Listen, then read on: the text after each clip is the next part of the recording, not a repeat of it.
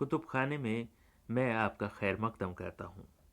آئیے آج پچھلی صدی کی ایک اور کتابیں دیکھیں۔ یہ جو میرے سامنے پہلی کتاب ہے، اسے ہم پچھلی صدی کی بیسٹ سیلر کہہ سکتے ہیں۔ اس کتاب کا نام ہے عجائب المخلوقات۔ اس میں دنیا کی عجیب و غریب مخلوقات کا ذکر ہے۔ ایسے ایسے واقعات اور عجائبات کی داستانیں ہیں کہ اس دور کے قصہ گو بھی اس کا نام سن کر چپ سادھ لیا کرتے ہوں گے۔ چنانچہ عجائب المخلوقات خوب چھپی اور ہاتھوں ہاتھ بکی۔ دراصل یہ زکریا ابن محمد قازوینی کی قدیم عربی تصنیف تھی، اور تصنیف کیا تھی؟ اپنے وقت کا انسائکلوپیڈیا تھا۔ زمین اور آسمان کی کون سی چیز تھی جس کا اس میں ذکر نہ ہو؟ یہ کتاب ابراہیم عادل شاہ کے زمانے میں عربی سے فارسی میں ترجمہ ہوئی۔ ہندوستان میں یہ پہلی بار 110 سال قبل فارسی میں چھپی تھی۔ شاید اسے بے پناہ مقبولیت حاصل ہوئی، چنانچہ اس کا اردو میں ترجمہ ہوا۔ ایک ترجمہ مولانا امجد حسین فتح پوری نے کیا اور دوسرا تصدق حسین نے۔ مولانا امجد حسین کا ترجمہ پہلی بار مطبع گلزار اودھ نے چھاپا۔ اسے کوئی 105 سال ہو گئے۔ غالباً اس کی مقبولیت کو دیکھ کر ایک تاجر مادھو رام کاغذی نے اس کی طباعت اور اشاعت کے حقوق خرید لیے اور اس بار عجائب المخلوقات کو مطبع ثمر ہند لکھنؤ سے شائع کرایا۔ یہ 1877 کی بات ہے۔ میرے سامنے یہی نسخہ ہے، اور یہ ایک حقیقت ہے کہ انہوں نے 634 صفحوں کی کتاب اتنی آن بان اور شان و شوکت اور اہتمام سے چھپوائی ہے کہ اس دور کی دوسری بیشتر کتابیں، خصوصاً مطبع نول کشور کی مطبوعات، اس کے آگے ماند ہیں۔ نہایت عمدہ کتابت ہے، بہت ستھری چھپائی ہے، اور سب سے بڑھ کر یہ کہ کسی بہت ہی اچھے مصور نے 150-200 تصویریں بھی بنائی ہیں۔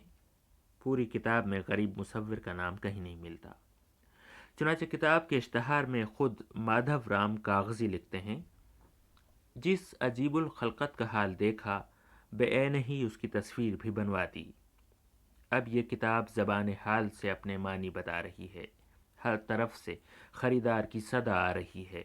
جب تک چھپے صدہا نسخے بک گئے۔ شائقین باقی نسخے جھٹ پٹ مول لے لیں۔ درخواست میں قیمت بھیجنے میں دیر نہ کریں، ورنہ جب پھر یہ کتاب چھپے گی تو کہیں ملے گی۔ قیمت بہت ارزاں ٹھہرائی ہے، یہ جن سے بے بہا کوڑیوں کے مول لٹائی ہے۔ مادھو رام کاغذی۔ عجائب المخلوقات کے مضامین میں چلے جائیں تو ہفتوں گزر جائیں اور یہ تذکرہ ختم نہ ہو۔ آئیے ایسا کرتے ہیں کہ اس کے مضامین کی فہرست پر ایک نظر ڈالتے ہیں اور خاص عنوانات پڑھتے ہیں۔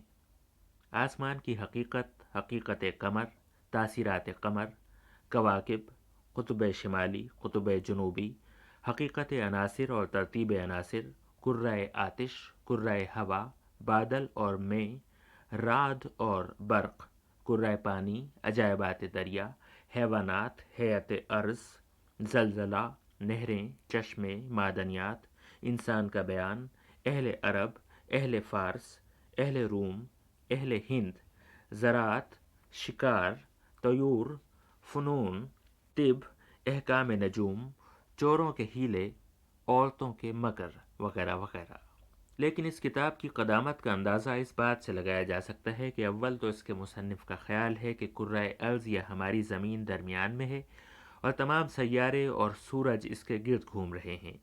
ہوا، بادل، جوار بھاٹا، زلزلہ، ان سب موضوعات پر عجائب المخلوقات جو کچھ کہتی ہے، آج کے دور اور آج کی سائنس سے ان کا دور کا بھی تعلق نہیں۔ کتاب کا بڑا حصہ غالباً سنی سنائی باتوں اور ملاحوں، تاجروں اور شکاریوں اور سیاحوں کے قصے کہانیوں کی بنیاد پر لکھا گیا ہے۔ کتاب میں ایک اور کتاب تحفۃ الغرائب کا جگہ جگہ حوالہ دیا گیا ہے، گویا عربی میں یہ اپنی نوعیت کی پہلی کتاب نہ تھی۔ بہرحال اس میں تصویریں دیکھنے سے تعلق رکھتی ہیں، جن کی نقل غالباً فارسی نسخے سے اتاری گئی ہے، اور اہل فارس تو آپ جانتے ہیں کہ مصوری کے میدان میں تخیلات کے گھوڑے دوڑانے پہ آتے ہیں، تو پھر راستے میں کہیں دم نہیں لیتے۔ چنانچہ اس میں جبرائیل امین کی تصویر ہے، حضرت اسرافیل، میکائیل، عزرائیل، میخائیل کی تصویریں بھی ہیں، کہیں ہاروت اور ماروت نظر آتے ہیں تو کہیں حاملان عرش، ستاروں کے برج کی تصویریں بھی ہیں۔ یہ تصویریں صاف طور پر یونانی ہیں۔ اس کے علاوہ جن درختوں، مچھلیوں، جانوروں، کیڑوں مکوڑوں کا ذکر ہے، ان سب کی تصویریں سینکڑوں کی تعداد میں ہیں۔ میرا خیال ہے کہ جب یہ کتاب پہلی بار چھپی اور خریدار اس پر ٹوٹ پڑے تو منشی نول کشور کے چھاپے خانے کو خیال آیا کہ پیچھے کیوں رہا جائے، چنانچہ انہوں نے اسی قبیل کی ایک اور فارسی کتاب معلومات الآفاق حاصل کی اور اسے چھاپ ڈالا۔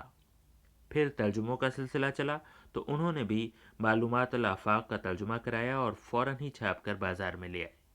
یہ جون 1873 کا ذکر ہے۔ معلومات الآفاق کو ہم عجائب المخلوقات کا خلاصہ کہہ سکتے ہیں۔ وہ تمام باتیں جو اس میں ہیں، ان کے سارے دلچسپ حصے ذرا مختلف انداز میں اس میں بھی ہیں۔ چونکہ انہوں نے طوالت سے گریز کیا ہے تو آئیے ذرا اس کے 2-4 دلچسپ حصے پڑھے جائیں۔ معلومات الآفاق میں سمندروں، دریاؤں، نہروں، کنوؤں اور جزیروں کا ذکر بہت دلچسپ ہے۔ کہتے ہیں بحر شمال، یہ دریا قطب شمالی کے نیچے واقع ہے۔ جب کوئی کشتی اس میں جاتی ہے، موجیں مارتا ہے اور ایک تلاتم پڑ جاتا ہے۔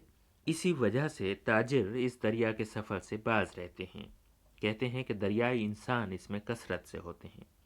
کتاب میں ایک تصویر بھی ہے کہ کئی مرد اور عورتیں پانی سے سر نکالے جھانک رہے ہیں۔ بحیرہ تیس مصر میں ہے۔ اس میں ایک مچھلی ہوتی ہے جسے تلقین کہتے ہیں۔ اس کے کھانے سے سمجھ بوجھ پڑتی ہے، اور ایک دوسری قسم کی مچھلی ہوتی ہے، اس کے کھانے سے برے برے خواب دکھائی دیتے ہیں۔ بحیرہ فرغام بحیرہ کوچک کے حدود شمالی میں ہے۔ یہ سمندر نہایت گہرا ہے۔ ایک بادشاہ نے اس کی گہرائی معلوم کرنے کے لیے 14,000 گز کی رسی اس میں ڈالی، لیکن تہ تک نہ پہنچی۔ اس کا پانی اتنا صاف ہے کہ اتنی گہرائی کے باوجود ایسا معلوم ہوتا ہے کہ اس کی گہرائی 4 گز ہوگی۔ بحیرہ اخلاط کہتے ہیں کہ اس دریا میں 2 مہینے چاند نکلتا ہے اور 2 مہینے چھپا رہتا ہے، اور ہمیشہ یہی بات ہوتی ہے، اور سبب اس کا کچھ معلوم نہیں۔ نہریں یعنی دریا۔ نہر اندلس، اس نہر میں ایسا پانی ہے کہ کشتی اس میں نہیں جا سکتی، اور اس میں ایک پتھر ہے جو آدمی کو اپنی طرف کھینچ لیتا ہے اور نہر میں ڈبو دیتا ہے۔ نہر نیل، اس دریا میں نہنگ ہوتا ہے جس کے 2 ہاتھ 2 پاؤں ہوتے ہیں، اور کھال اس کی مثل شیر کی کھال کے ہوتی ہے۔ نہر قوس بلاد فلسطین میں واقع ہے۔ کہتے ہیں کہ تجربے سے معلوم ہوا ہے کہ جب 2 لشکر اس کے کنارے پر مقابل ہوتے ہیں، جو مشرق کی طرف ہوتا ہے شکست پاتا ہے، اور جو مغرب کی طرف ہوتا ہے غالب آتا ہے۔ نہر سریح، نہایت بڑی نہر ترکستان کی انتہا پر ہے۔ وہاں ایک قسم کا سانپ ہوتا ہے کہ جس کی اس پر آنکھ پڑ جائے ہلاک ہو جائے۔ کتاب میں سانپ کی تصویر بھی ہے۔ چشموں کا ذکر۔ عین باد خان، یہ چشمہ عمان کی حدود میں ہے، اور جب کسی قسم کی نجاست اس میں ڈالیں طوفان عظیم اٹھتا ہے۔ عین ملتیا، یہ چشمہ عجیب ہے کہ پانی اس کا سفید نکلتا ہے، جو اسی مقام پر پی لیں تو کچھ نقصان نہیں پہنچاتا، اور اگر اسے تھوڑی دور لے جا کے پئیں تو بدن میں پتھر ہو جاتا ہے اور ہلاک کر دیتا ہے۔ عین انہار، اس چشمے میں کوئی لکڑی ڈالو فوراً جل جاتی ہے۔ عین الغار، اس مقام کی خاک اور چشمے کا پانی ملاؤ، چوہے پیدا ہو جاتے ہیں۔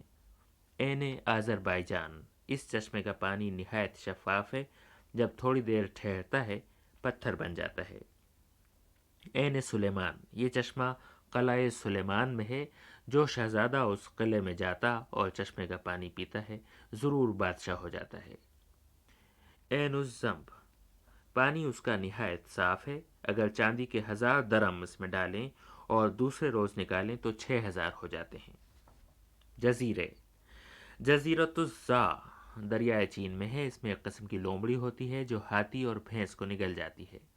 جزیرہ نق، یہاں سونا کثرت سے پیدا ہوتا ہے، چنانچہ کتوں اور بندروں کو توق اور زنجیریں سونے کی پہناتے ہیں۔ تو غالباً اس قسم کی باتیں تھیں جن کی وجہ سے یہ کتابیں اپنے وقت کی بیسٹ سیلر ثابت ہوئیں۔ ہاں، جزیروں کے ذکر میں صرف ایک جانے پہچانے جزیرے کا تذکرہ ہے، سنیے۔ جزیرہ برطانیہ اقصائے مغرب میں ہے، نہایت بزرگ ہے، اور جزیرے کے غرب کی جانب عمارتیں ہیں۔ سنا آپ نے؟ تو آج ان کتابوں کو یہیں چھوڑتے ہیں۔ اگلی اتوار کو اسی وقت کچھ اور کتابیں دیکھیں گے۔ شب بخیر۔